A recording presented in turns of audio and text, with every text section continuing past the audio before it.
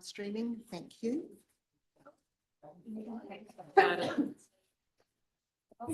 Good morning, everyone, and welcome to the Service Delivery Committee meeting for the 21st of May. Great to see you all here. I'd like to invite Hina Rangikara if she could open our meeting with a karakia, please. Morena kia tātou, nau mahara mai ki tēnei paki o hewa. Kia whakarohia, kōrerohia, wānangahia ngā kaupapa o te hāpori, kei wanganui a tātou. Tēnā rau atu. All right. Tu taua mai I runga, tu taua mai I raro, tu taua mai I roto, tu taua mai I waho. Kia tau ai te Māori tū, te Māori ora, mo te kingitanga, mo te au katoa, haumi e hui e, tāe ki e, a tamari kia tātou. Thank you for that, Hanirangi. Right. Our next item is apologies. Now, we have an apology. Well, Mike Pettit can't be here in person and he's got an apology for lateness, so I'm expecting him to join us online. There's no other apologies, are there? No. Cool. Could I have a mover and a seconder for that, please? Roger's going to move and Mayor Susan's going to second. Thank you. All in favour, please say aye. Aye. Against, carried. Thank you. Are there any disclosures of members' interests? Excellent. Are there any late items? All right, then could we have confirmation of the order of the meeting, please? Marcus is going to move and Dale Marie's seconding. All in favour, please say aye. Against, carried. Thank you. And then we have the confirmation of the open minutes of our meeting in March. Now, those minutes have been pre-circulated and we haven't had any feedback. I'm happy to move from the chair that they are true and correct record, and Bruce is going to second. Thank you. All in favour, please say aye. Aye. Against, carried. Thank you. Right, so our first business item is a request for new private road names. So I'd like to invite, is it James? James and Harry. Thank you. Welcome, gentlemen. Always nice to see you. Thank you for your report and yeah, happy to hand over to you to lead us through it. Thank you. Morning. Thank you, Madam Chair. I take the road naming report as being read, and is there any questions?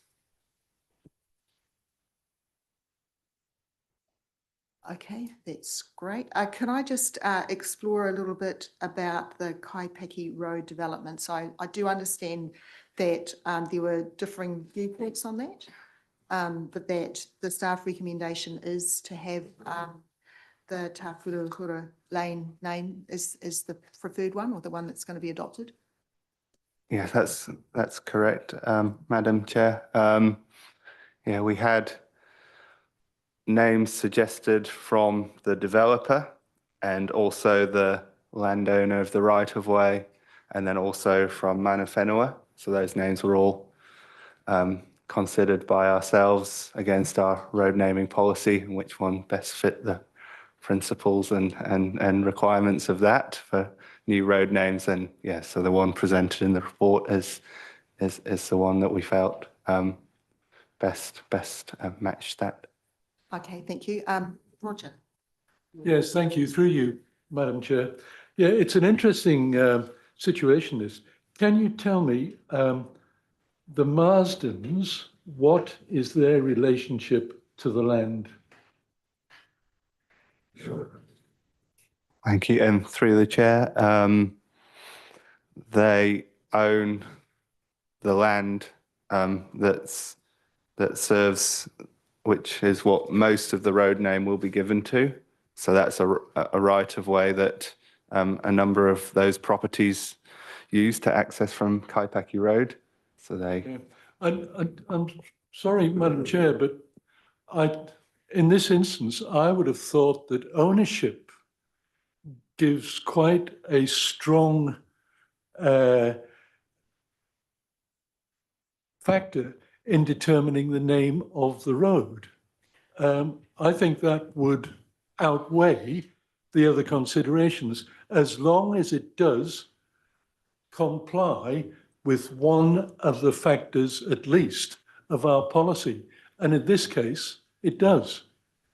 I think that's a good point, Roger. I was wondering whether or not the I don't know, Harry, if you could speak to that about the importance of the policy and giving weight to, the choices we make and also particularly mana whenua feedback. Okay, sure. Yes.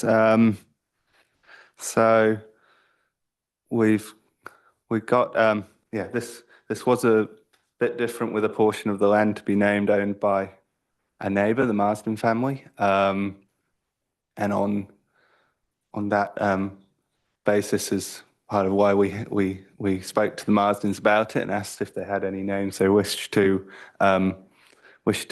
propose and things, acknowledging their ownership of that land. But yeah, in terms of the road naming the naming policy, it gives weighting to things that that are of local significance to Waipā or local geographical features, as is the case for this name, and things like that, as well as the principles of the policy talk about increasing te reo names within the district. So yeah, those few factors, and we've written in our report how we considered Reverend Samuel Marsden as an important historical figure in New Zealand history, but in terms of that sort of Waipā and local context, it didn't give it the edge over the name that we've put forward today. I understand too that staff have been in contact with the Marsdens and they were offered the opportunity to actually come and speak at this meeting. Is that correct? Yeah, that's correct. Yeah, but they aren't present at the moment. On principle, I just think this is not a good move. There have been many occasions in the past when street names have been named across the region after the developer or the owner of the land. And so there's a lot of precedent that's been set in terms of road naming and giving the name of the road to the landowner. And I think in this instance, if the landowner wishes to see that name given to that road, I think that's quite a strong case. Thank you, Roger. Now I've got some other, speakers. I've got Lou Brown and then Andrew Brown. I just wanted to actually question you quickly. They retain the ownership of the land. So we haven't purchased it. It hasn't been transferred over to a company or anything else. The Marsden family are retaining the ownership of the land. Yeah, through the chair. Yes, that's correct. So there's no change in ownership. It is just that sort of wayfinding and giving it a name to make the addresses make more sense and a few other things. It is in actual fact a private way or a private road virtually. Is that correct? Yeah, that's correct. A private road, and Mr. Marsden, we had a meeting in Cambridge and talked through that the private road could disappear in future, say if it was incorporated in private development, that kind of thing. The road name is it's there for as long as it needs to be, and as long as that private road exists, it's not it doesn't change ownership or set any land use in stone or anything like that. Thank you. Andrew, you still wanting to speak? Thanks, Chair. Yeah, I just want to make it clear I support the staff's recommendation. And I think the policy that we currently have was partially developed because of the very point you bring up, Roger, and that there's just a proliferation of, names that had no meaning to the district really. I'm pleased to see a name recommended that's, has meaning, for the area that it's in. So. Yes, thank you, Andrew. In fact, I think that's the whole point of having a policy. Yeah. Okay, so with that, now Roger, did you have your hand up? I mean, you've spoken once, but I'll give you one more opportunity if you speak. I was just thinking to test this by moving an amendment to the motion. If you would accept an amendment so that we can discuss the changing of the name. The amendment would be that the recommendation clause B, subclause 3, the name of Wharawharu Lane be changed to the name of Marsden Lane.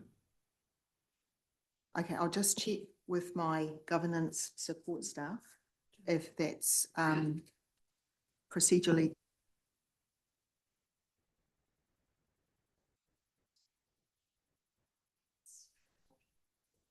Yeah,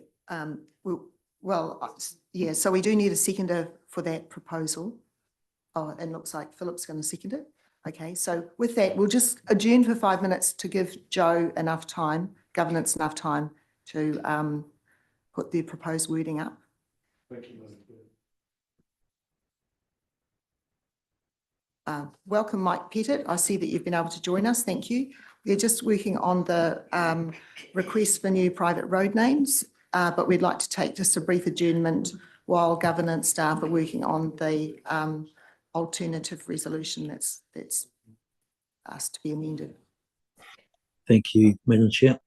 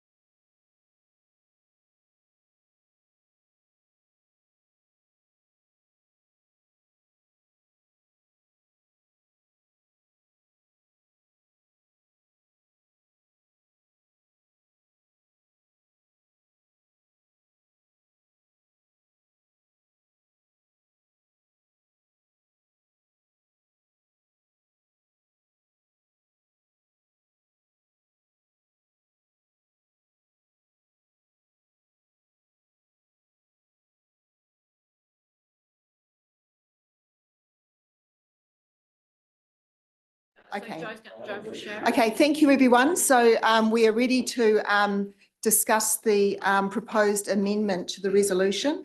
And I've been advised by staff that we can cater for the amendment as proposed simply by looking, I'm on page 15 of our agenda.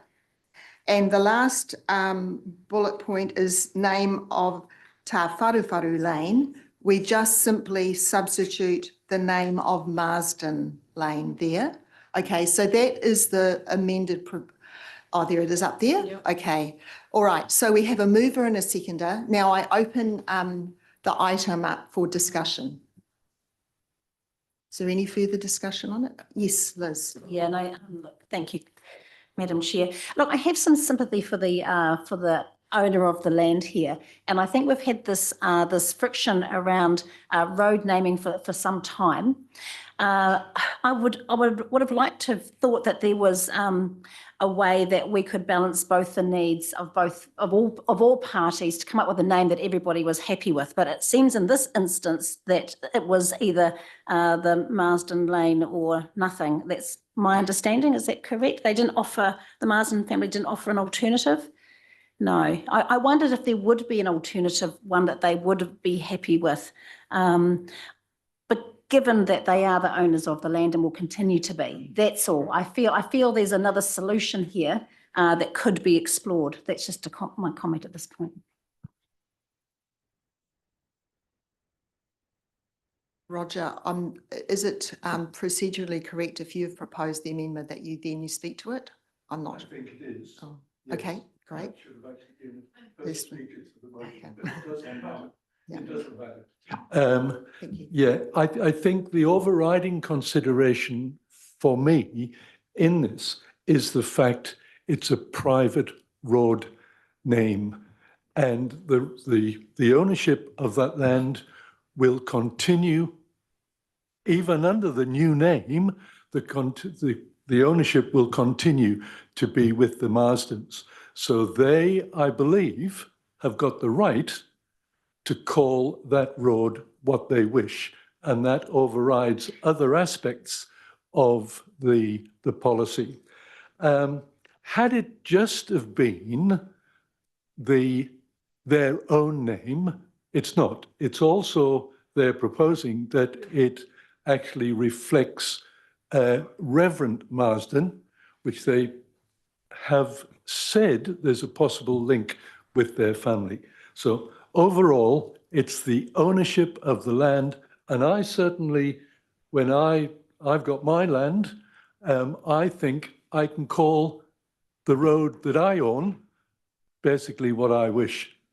So that, I think, is where I'm coming from in suggesting that they be allowed to call that road Marsden Lane. Thank you, Roger. And I have Philip. Do you want to speak to Yeah, it? just really briefly, that's why I'm happy to second this motion, the recommendation or the change. Okay. No, oh, yes, Andrew? Yeah, thanks, Claire. I guess I have some sympathy with the Marsdens, absolutely, but the ownership of the land thing does not resonate with me. How the land was acquired originally by the settlers is a point, and B, it's not going to be Marsden's forever.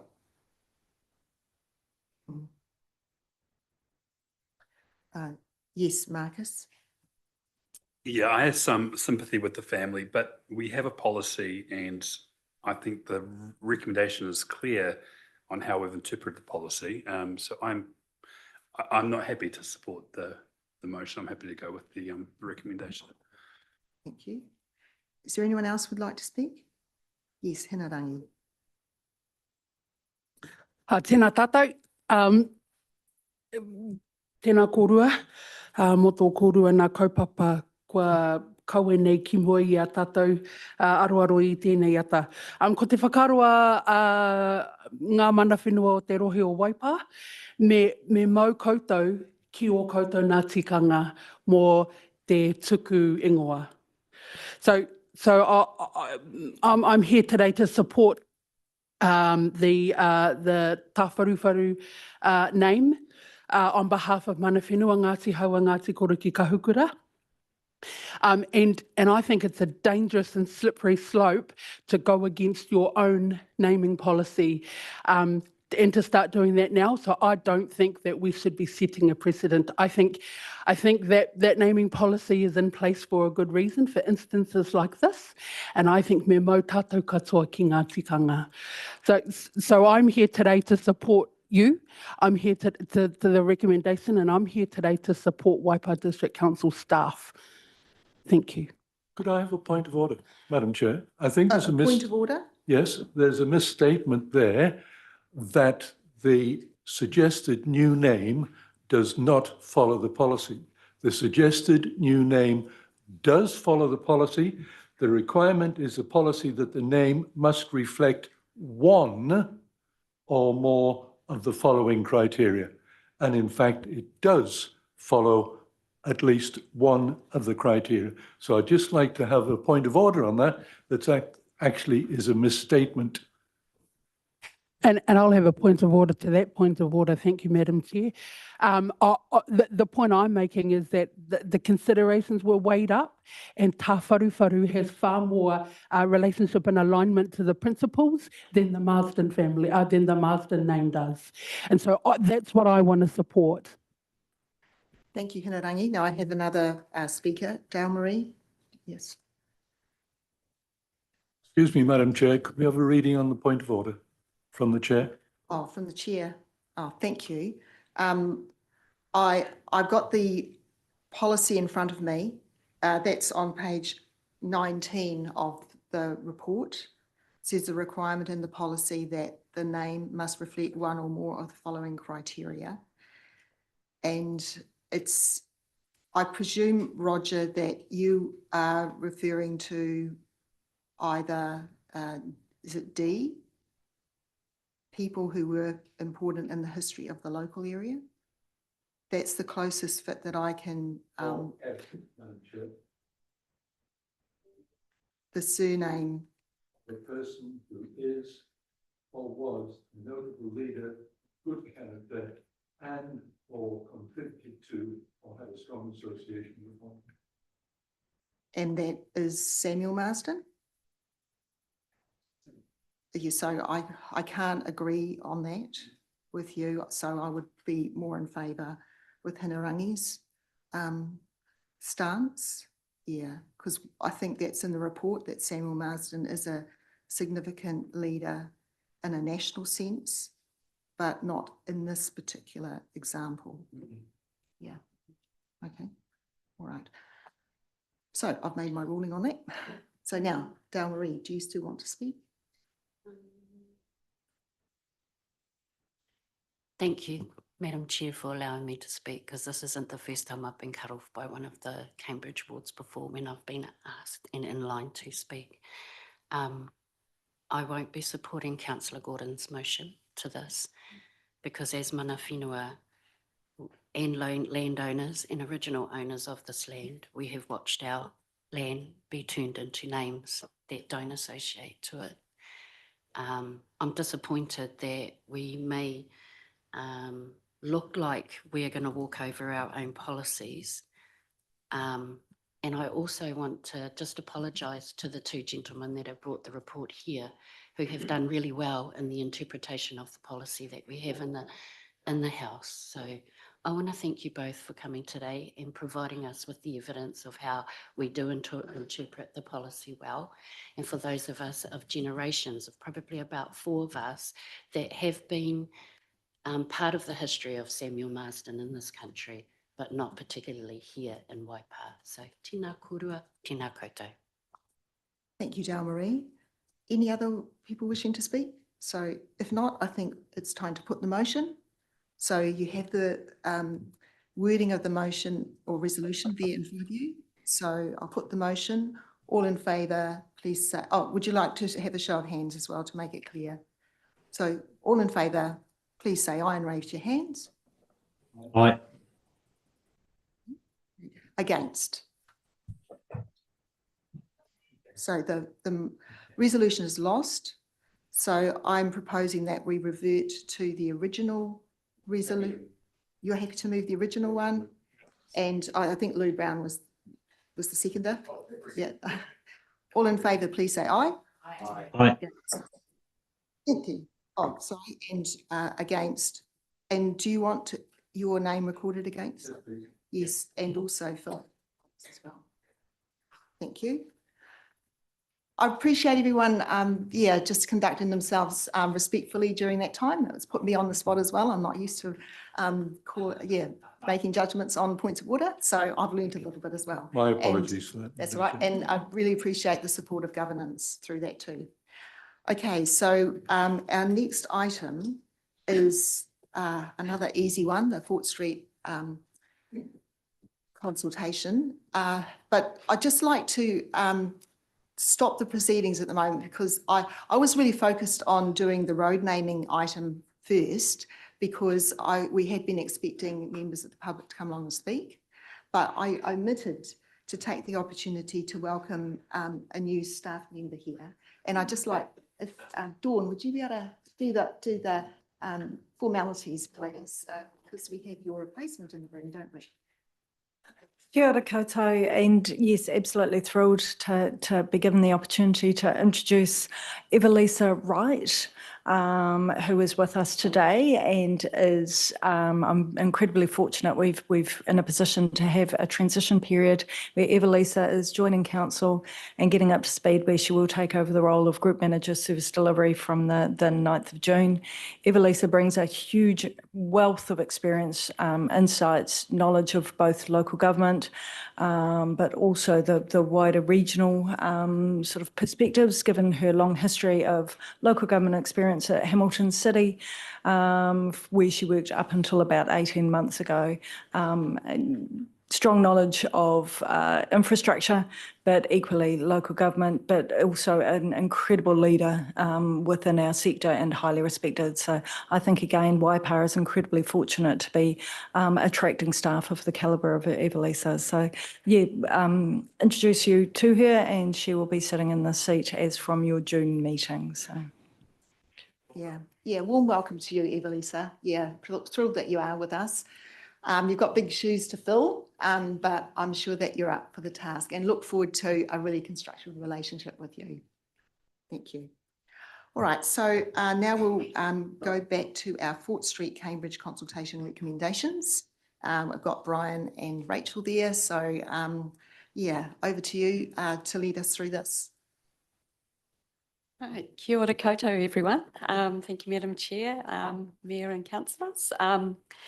Just before I start, I just want to apologies from Jim Godden, who was going to be attending and unfortunately can't. He's from the St John's Ambulance Service and unfortunately he can't be here to support as our partner to this project. I will take the report as read.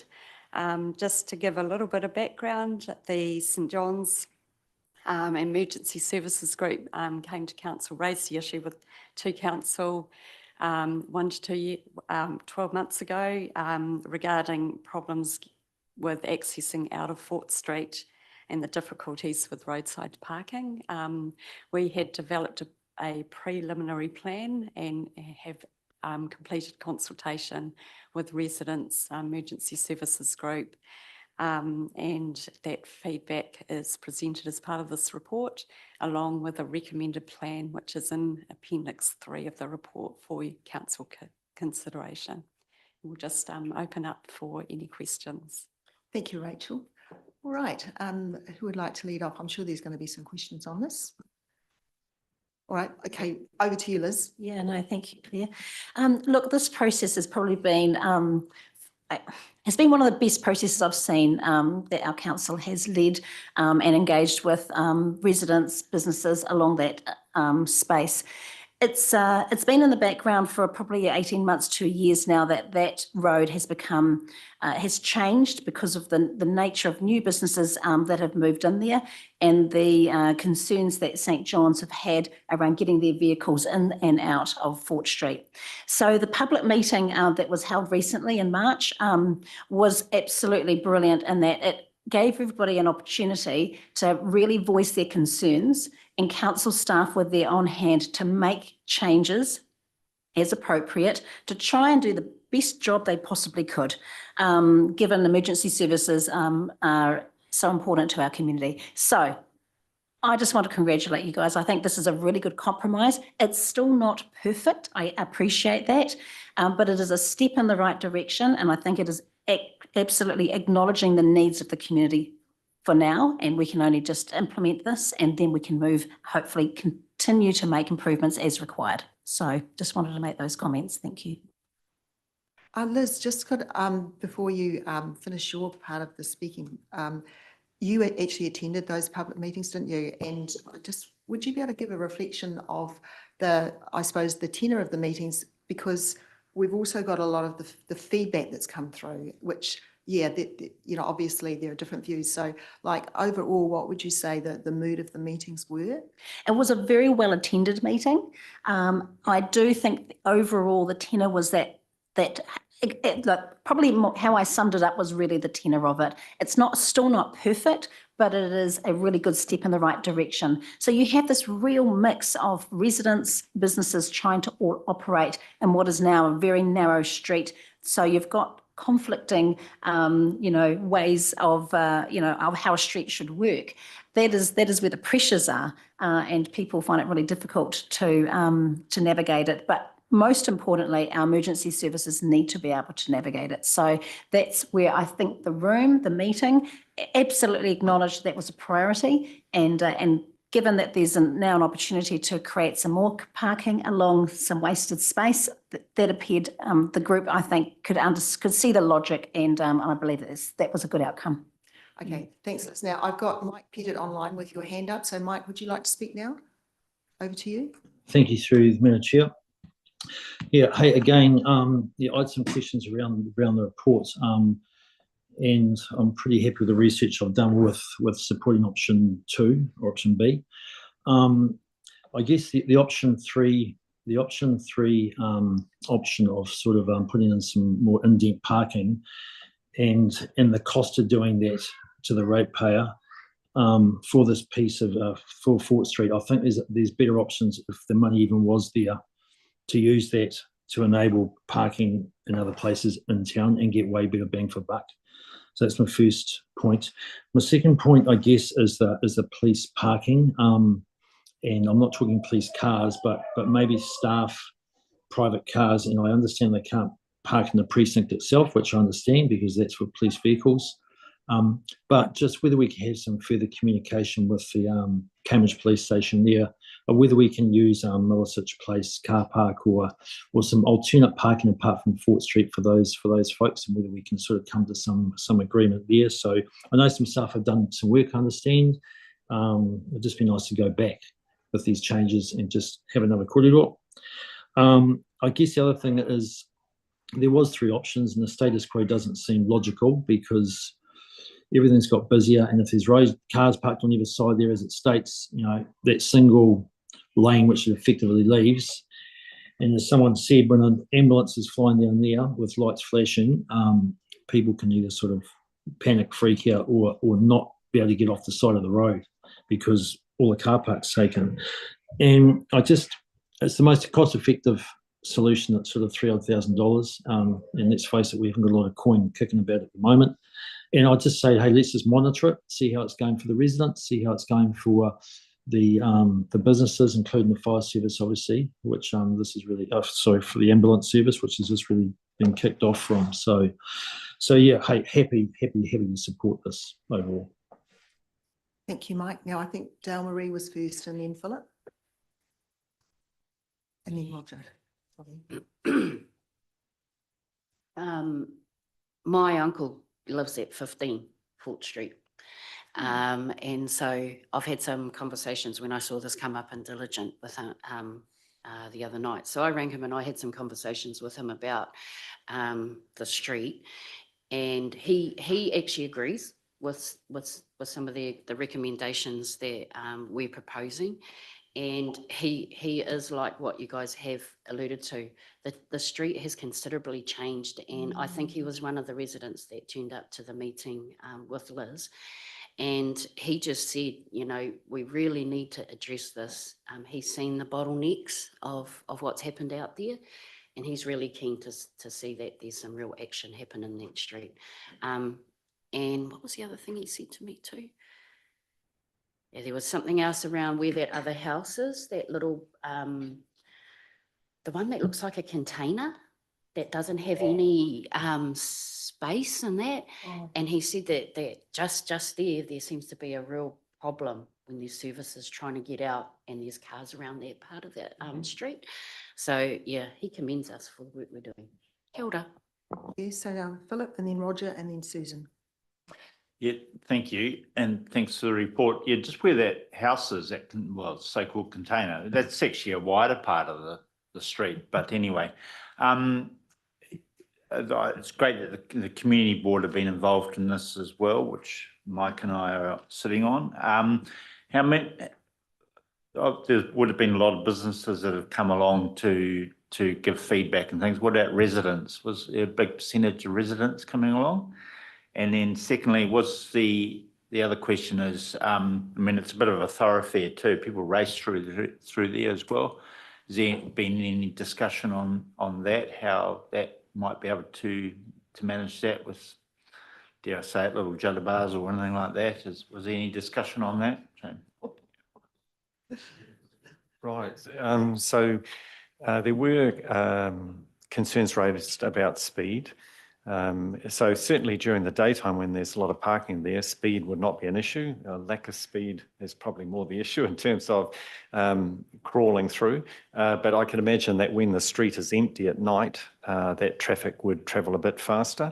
But some of the residents who live at the Duke Street end, they had concerns about because of the parking, not being able to see from their driveways when they come out onto the road, and the fact that traffic was travelling off Duke Street into Fort Street a bit faster, and they had concerns about visibility and being able to see, from their driveways. So the plan certainly took on board their views in terms of where we've got the no stopping lines, and keeping those clear distances from driveways so they can see better coming out of their driveways. So yes, we're certainly not proposing speed bumps or anything like that. And honestly, I don't think this street would have any real problem with speed. As I say, any urban street late at night when nobody's around, you will see traffic travelling faster.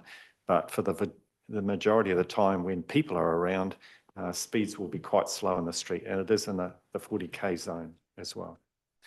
So yeah, a little bit dubious about that, but what did the childcare centre say? What was their feedback about parking and speed and things like that? Because if you've got cars going through there during the day, and parked up cars, there's some blind spots there as well. So yeah.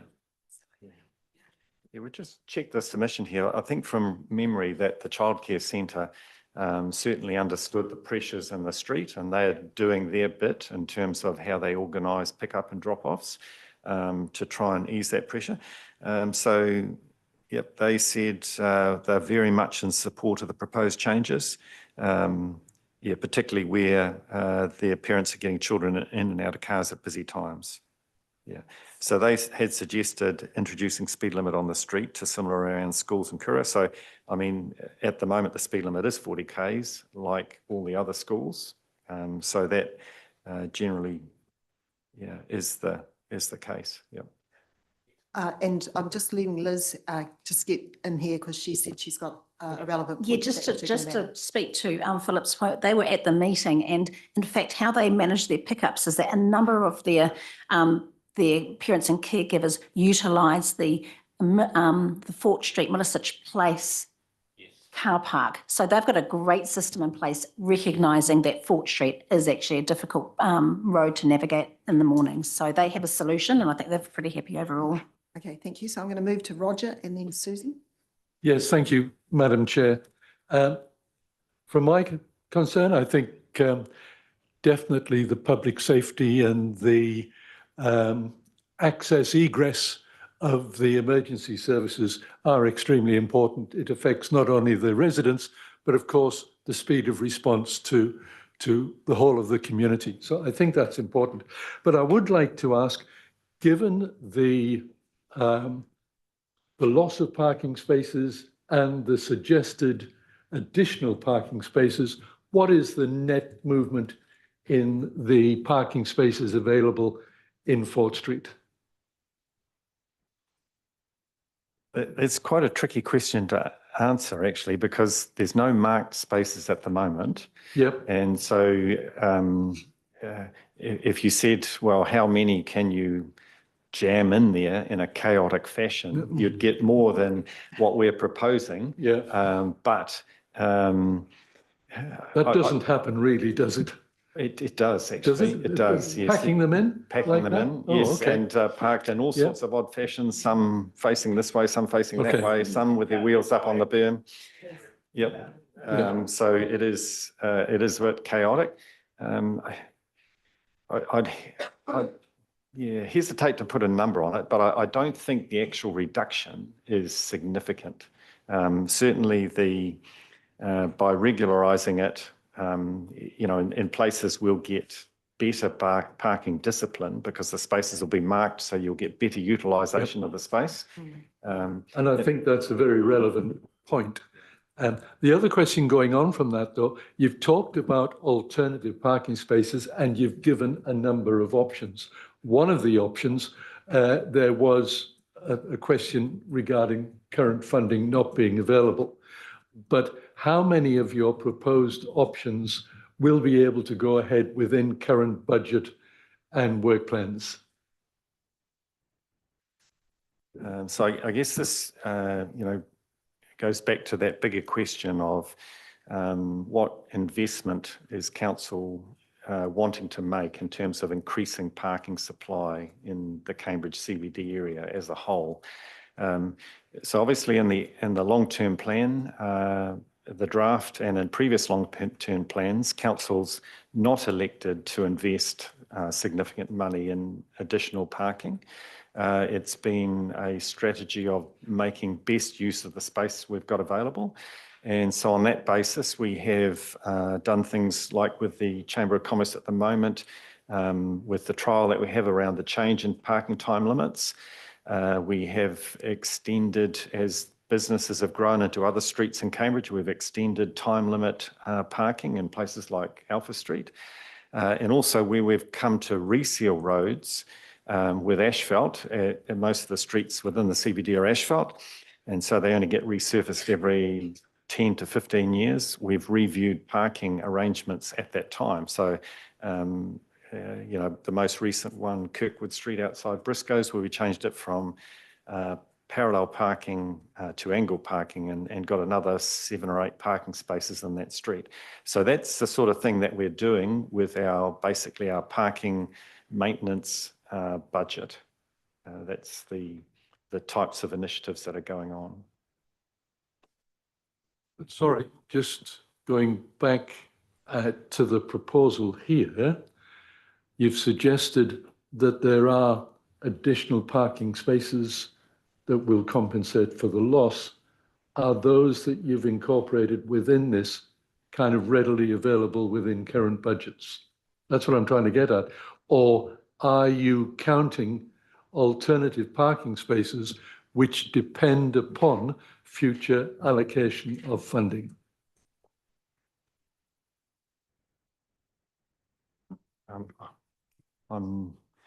I guess I'm not sure.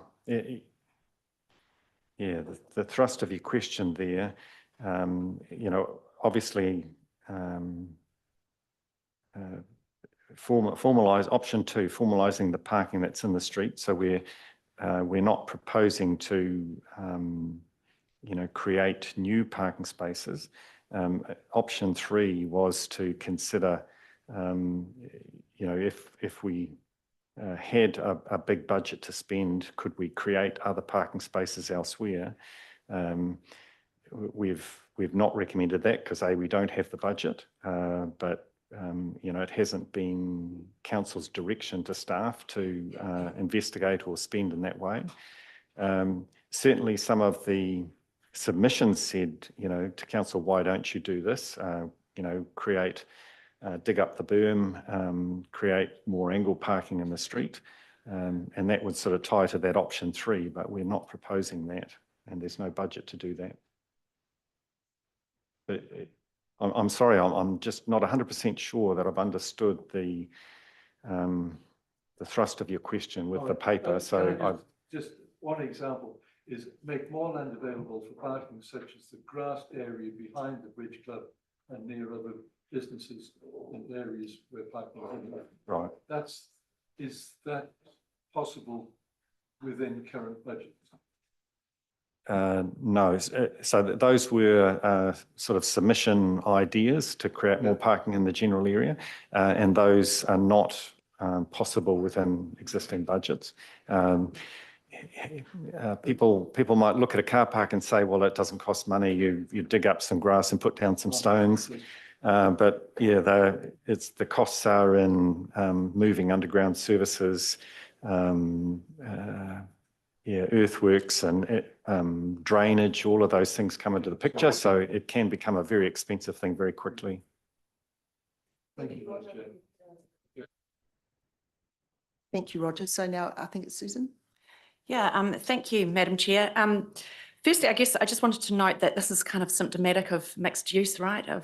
In terms of what's going on down Fort Street and also the vibrancy and growth of the town. So just want to acknowledge that that is what has created this situation. But more importantly, probably, I want to convey my thanks to Jim Godden and St John's for being really for driving this and working with staff and the community over the last 18 or so months, I believe.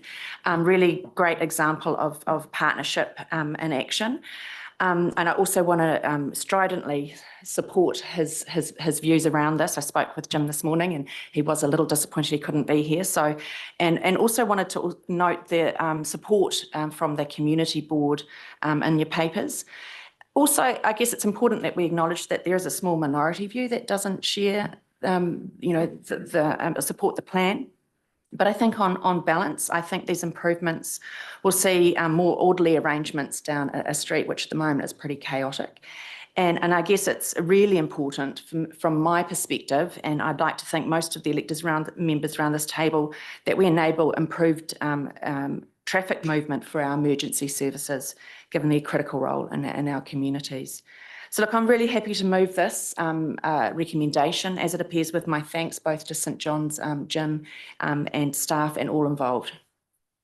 Thank you, Susan. I really appreciate those words. Now, seconded Lou. Thank you. All in favour, please say aye. Aye. Against? Carried. Thank you, and great discussion there. Sorry, I haven't been able to keep to time, however. Our next item is the New Zealand National Field Days request for temporary road closure. Brian, are you going to speak to that? Thank you, Madam Chair. Unfortunately, you're stuck with me for the next couple of items. Well, you can pretend to be Marion. Yeah, yeah, over to you. Yeah, thank you, Madam Chair. I take the report as read. Everybody will be familiar with the road closures and traffic arrangements that happen at the field days every year to handle that extra volume of traffic. So just happy to take any questions or.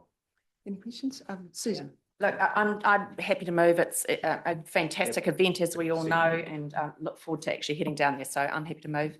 Okay, just a moment. Lou has. I was going to do the actual seconding. Yeah, okay. On the grounds that I think this is a great financial benefit to the whole community. And this is an annual event that's been on for some time. Very, very happy to see. Couldn't argue with that. Thank you. So we've got a mover and a seconder. All in favour, please say aye. Aye. Against? Carried. Thank you. And tab 9 is the urban and CBD street cleaning services renewal, contract renewal. Yes. Yep. Over to you, Brian. Thank you, Madam Chair. Again, I'll take this report as read. Just with a bit of background, this contract has run for nearly 4 years, and it's entitled to run for a 5th year if we give a 1-year extension. And so this paper proposes that that 1-year extension be granted. As a contractor, Eco Maintenance have done a good job.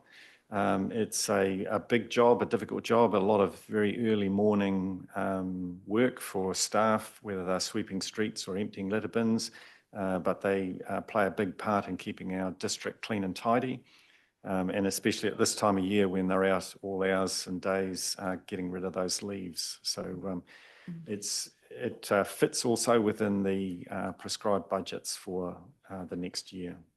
Thank you, Brian. And I did get some feedback from a member of the public who's close to Memorial Park, and I was able to get some feedback from Jennifer Braithwaite on the level of service for the emptying of rubbish bins, and like she did acknowledge that even though they are serviced around 6 p.m. in the morning, they fill up very quickly, and that there is a consideration that they might get larger bins so that the problem isn't, so bad. But you mentioned about a lot of like pizza boxes, takeaway containers. Would a solution also be to consider a recycling, I suppose some sort of receptacle there, or have you considered things like that? Yeah, certainly our knowledge and experience and what we hear from other councils that offer recycling bins is that 80 or 90% of the material put in them goes straight in the trash because it's contaminated. So it basically just increases the cost of the effort with not a greater deal of benefit. So we certainly acknowledge that over time, people's habits are changing. Once they went to the park for a picnic and they took a picnic basket and pre-prepared food and they took everything home again with them. Nowadays, they go to the park after visiting a takeaway store and they've got lots of cardboard and cups and things like that.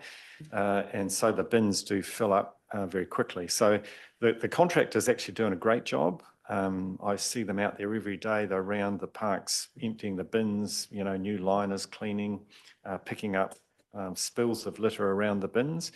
But the level of service that we prescribed in the contract document more than 5 years ago when the document was drafted, I guess it's not keeping pace or the types of bins we have in parks or people's use of parks.